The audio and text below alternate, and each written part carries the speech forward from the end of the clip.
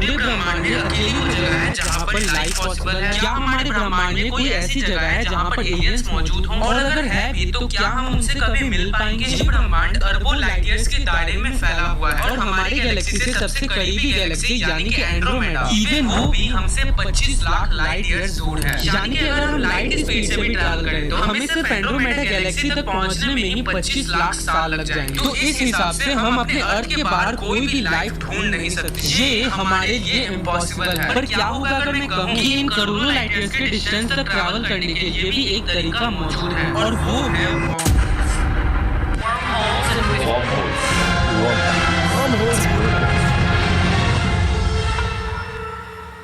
दोस्तों, अगर हमें वर्म होल्स को समझना है तो हमें टाइम में 108 साल पीछे जाना पड़ेगा, जब एल्बर्ट आइंस्टाइन ने 1915 में अपनी फील्ड इक्वेशन को पूरी दुनिया के सामने पेश किया। ये फील्ड इक्वेशन 10 अलग-अलग इक्वेशंस का एक सेट था, जो कि एल्बर्ट आइंस्टाइन के ही थ्योरी ऑफ रिलेटिविटी का एक पार्ट था। ये फील्ड इक्वेशन में तो थे 10 इक्वेशंस, बट इसे शॉर्ट में हम एक इक्वेशन से रिप्रेजेंट कर सकते हैं, जो कि कुछ ऐसी दिखाई देती है। ये फील्ड इक्वेशन हमें ये शो करती है कि कैसे मैटर और एनर्जी स्पेस टाइम के कर्वेचर को अफेक्ट करती है। ये स्पेस टाइम कर्वेचर क्या होता है, इसे समझने के लिए आप एक बहुत बड़ी चादर को इमेजिन करो। अब जैसे ही आप किसी हैवी ऑब्जेक्ट को उस चादर के बीच में रखोगे तो आप ये देखोगे कि वो ऑब्जेक्ट उस चादर को बीच से बेंड कर दे रहा है। और बस इसी तरह हमारा स्पेस भी एक बहुत बड़े चादर की तरह है और स्पेस में कोई भी मैटर या फिर एनर्जी उसी स्पेस टाइम के फैब्रिक को बेंड कर देती है। और ये जो स्पेस टाइम में कर्व पैदा हुआ है इसे स्पेस टाइम कर्वेचर कहते हैं। ये स्पेस टाइम कर्वेचर जिस ऑब्जेक्ट का जितना ज्यादा होगा उसकी ग्रेविटी भी उतनी ही ज्यादा होगी। आइए इसे एक और एग्जांपल से समझते हैं। दोस्तों, हम सब ये जानते हैं कि लाइट हमेशा एक स्ट्रेट पाथ में ट्रैवल करता है, पर कई सारे रिसर्चर्स के अकॉर्डिंग लाइट भी किसी हैवी ऑब्जेक्ट के सामने बेंड हो जाती है। दरअसल ये चीज भी स्पेस टाइम कर्वेचर के कारण ही होती है। अगर हम अपने सन का ही एग्जाम्पल लें तो सन भी स्पेस टाइम में कर्वेचर पैदा करती है। तो जब दूर से आने वाली लाइट सन के करीब से होकर गुजरेगी तो वो लाइट भी इसी स्पेस टाइम कर्वेचर से होकर गुजरेगी और इसी कारण से वो लाइट बेंड हो जाएगी। और ब्लैक होल के पास भी कुछ ऐसा ही होता है। अब हम वापस से आ जाते हैं अपनी फील्ड इक्वेशन पे। आइंस्टाइन की इस फील्ड इक्वेशन को सबसे पहली बार एक जर्मन फिजिसिस्ट ने सॉल्व किया था, जिनका नाम कार्ल एस था। उन्होंने ये सोचा कि क्या होगा अगर स्पेस टाइम के फैब्रिक को हम इनफाइनाइटली बेंड कर दें, और यहीं से उन्हें पता चला ब्लैक होल्स के बारे में, जो कि एक ऐसी चीज है जिसमें कोई भी चीज अंदर तो जा सकती है पर वो वापस बाहर नहीं आ सकती। इवन लाइट तक ब्लैक होल को एस्केप नहीं कर सकती। ब्लैक होल्स पूरे ब्रह्मांड की सबसे अजीब चीजों में से एक है। ये जगह इतनी अजीब है कि यहाँ पर टाइम तक थम जाती है। हमारे अर्थ से सबसे क्लोजेस्ट ब्लैक होल गाया BH1 है, जो कि हमसे सिर्फ 1560 लाइट ईयर्स दूर है। यहाँ पर आप बोलोगे कि 1560 लाइट ईयर्स को तू सिर्फ कैसे बोल रहा है, पर एक्चुअल में ये ब्रह्मांड के इतने बड़े बड़े डिस्टेंसेस के सामने कुछ भी नहीं है। आप ये जानकर शॉक हो जाओगे कि ब्लैक होल्स इतने बड़े भी हो सकते हैं। हमारे ब्रह्मांड का सबसे बड़ा खोजे जाने वाला ब्लैक होल टर्न 618 है। इसमें सन से लगभग 66 बिलियन टाइम्स ज्यादा मास है। और अगर हम इसे अपने सोलर सिस्टम से कंपेयर करें तो ये कुछ ऐसा दिखाई देता है। आप देख सकते हो कि हमारा पूरा सोलर सिस्टम इसके सामने सिर्फ एक डॉट के बराबर है। तो आप समझ ही गए होंगे कि ब्लैक होल्स कितने भयंकर हो सकते हैं। इसके अलावा हम अभी तक ये नहीं जान सके कि ब्लैक होल्स के अंदर जाने पर क्या होता है, पर इसके लिए भी हमारे पास एक आंसर आया, जो कि थी फील्ड इक्वेशन की सेकंड सॉल्यूशन, जिसे नाम दिया गया आइंस्टाइन-रोजन ब्रिज, और इसी को हम वर्म होल्स कहते हैं। वर्म होल्स को समझने के लिए मैं आपको एक एग्जांपल देता हूं। मानो कि यूनिवर्स में कोई दो पॉइंट्स हैं जिनका नाम A और B है, और उन दोनों पॉइंट्स के बीच का डिस्टेंस 1000 लाइट ईयर्स। तो अगर हम लाइट की स्पीड से भी ट्रैवल करें तो हमें पॉइंट A से B तक पहुंचने में 1000 साल लग जाएंगे। पर अगर हम इन दोनों पॉइंट्स को किसी वर्म होल के थ्रू कनेक्ट कर दें तो हमें पॉइंट A से B तक पहुंचने में सिर्फ कुछ घंटे लगेंगे। इसे और अच्छे से समझना है तो आप अपने आसपास में रखे हुए किसी पेपर को उठाओ। अब आप उस पेपर के दोनों एंड पर एक एक पॉइंट बनाकर उन दोनों पॉइंट्स को ओवरलैप करके उसमें एक पेन से छेद कर दो। तो यहाँ पर वो होल पेपर के दोनों एंड को कनेक्ट कर रहा है, और यही होल एक शॉर्टकट भी बन चुका है उस पेपर के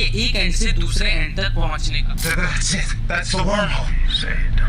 पर आखिर सोचने वाली बात है कि आखिर ये वर्म होल्स बनते कैसे हैं। मैंने आपको कुछ ही देर पहले स्पेस टाइम कर्वेचर के बारे में बताया था, और कैसे कोई भी ऑब्जेक्ट स्पेस टाइम के फैब्रिक को बेंड करता है। तो किसी भी वर्म होल की ओपनिंग को बनाने के लिए हमें एक काफी मैसिव ऑब्जेक्ट चाहिए होगा, एक ऐसा ऑब्जेक्ट जो कि स्पेस टाइम के मेस में एक मैसिव कर्वेचर ला सके। ये कर्वेचर इतनी ज्यादा होनी चाहिए कि ये स्पेस के दूसरे साइड से भी खुल जाए, यानी कि अल्टीमेटली वो ऑब्जेक्ट स्पेस में एक पोर्टल को खोल सके, जिसके एक एंड से कोई चीज अंदर जाए तो दूसरी एंड से वो बाहर निकल सके और स्पेस टाइम में इतना मैसिव कर्वेचर सिर्फ एक ही चीज ला सकती है और वो है ब्लैक होल। पर यहाँ पर ब्लैक होल्स अकेले ही इस पोर्टल को नहीं खोल सकते, हमें दूसरी साइड भी कोई ऐसी चीज लानी पड़ेगी जो कि ब्लैक होल जितना ही कर्वेचर पैदा कर सके। पर वो ब्लैक होल नहीं होना चाहिए, क्योंकि अगर दूसरे साइड भी ब्लैक होल हुआ तो कोई भी चीज एक साइड से अंदर जाने पर वापस बाहर नहीं निकल पाएगी। ये ठीक ऐसा ही होगा कि आपने अर्थ के एक एंड से दूसरे एंड तक एक होल कर दिया और आप जब उस होल के अंदर कूदोगे तो आप तब तक गिरोगे जब तक आप अर्थ के कोर में ना पहुंच जाओ और आप वहाँ बीच में ही फंस जाओगे, क्योंकि वहाँ पर नेट ग्रेविटी 0 होगी। तो यहाँ पर सोचने वाली बात है कि अगर दूसरे साइड भी ब्लैक होल नहीं हो सकता तो आखिर दूसरे साइड होगी क्या? तो इसका आंसर है व्हाइट होल। ऐसा माना जाता है कि जो भी चीजें ब्लैक होल अपने अंदर निकलता है वो सारी चीजें वर्म होल्स के थ्रू ट्रैवल होकर व्हाइट होल से बाहर निकलती हैं। जिस तरीके से ब्लैक होल अपने अंदर सारी चीजों को निकल लेता है, इवन लाइट को भी, पर व्हाइट होल्स अपने अंदर किसी भी चीज को घुसने नहीं देते हैं। इवन लाइट भी व्हाइट होल्स के अंदर नहीं घुस सकती। अगर वर्म होल्स सच में होते हैं तो हम इनकी मदद से टाइम ट्रैवल भी कर सकते हैं, क्योंकि जब हम वर्म होल से ट्रैवल करेंगे तो हम लाइट की स्पीड से भी ज्यादा स्पीड से ट्रैवल कर रहे होंगे। और आइंस्टाइन की थ्योरी ऑफ रिलेटिविटी के हिसाब से जब भी हम लाइट की स्पीड से ज्यादा स्पीड से ट्रैवल करेंगे तो हमारे लिए टाइम स्लो हो जाएगा और हमारे आसपास की चीजों के लिए टाइम फास्ट हो जाएगा, जिस कारण से अल्टीमेटली हम टाइम में आगे पहुंच जाएंगे। वैसे इस कॉन्सेप्ट को हम टाइम डायलेशन कहते हैं। अगर आपको इसे अच्छे से समझना है तो मुझे कमेंट में जरूर बताएं। दोस्तों, कुछ लोगों का मानना है कि व्हाइट होल सिर्फ एक थ्योरेटिकल चीज है और ये ब्रह्मांड में कहीं भी एग्जिस्ट नहीं करती। ऐसा इसीलिए क्योंकि आप ही खुद सोचकर देखो कि अगर एक व्हाइट होल ब्लैक होल की तरह ही स्पेस टाइम में इतना मैसिव कर्वेचर ला सकता है तो ऑब्वियस सी बात है कि उसके पास ग्रेविटी भी बहुत मैसिव होगी। और अगर किसी भी चीज के पास इतनी मैसिव ग्रेविटी है तो ऑब्वियस सी बात है कि वो ऑब्जेक्ट अपने आसपास की चीजों को अपने अंदर खींचेगा। और व्हाइट होल्स की प्रॉपर्टी ये है कि वो अपने अंदर किसी भी चीज को आने नहीं देता। तो ये चीज व्हाइट होल्स के एग्जिस्टेंस पर एक बहुत बड़ा क्वेश्चन उठा रही है। दूसरा कारण ये भी है कि व्हाइट होल्स का नेचर थर्मोडायनेमिक्स के सेकंड लॉ को ब्रेक करता है। जैसे कि आप किसी भी चीज को ब्लैक होल के अंदर फेंकोगे तो ब्लैक होल उस चीज को रेडिएशन के फॉर्म में कन्वर्ट कर देगा और अगर उस चीज को व्हाइट होल के थ्रू अपने ओरिजिनल फॉर्म में निकलना है तो उस रेडिएशन को वापस से उसी चीज में कन्वर्ट होना होगा, जो कि सेकंड लॉ ऑफ थर्मोडायनेमिक्स को ब्रेक करता है। और अगर व्हाइट होल्स एग्जिस्ट करते होंगे तो वो भी कुछ ऐसा ही करते होंगे। तो इसी कारण से माना जाता है कि व्हाइट होल्स एग्जिस्ट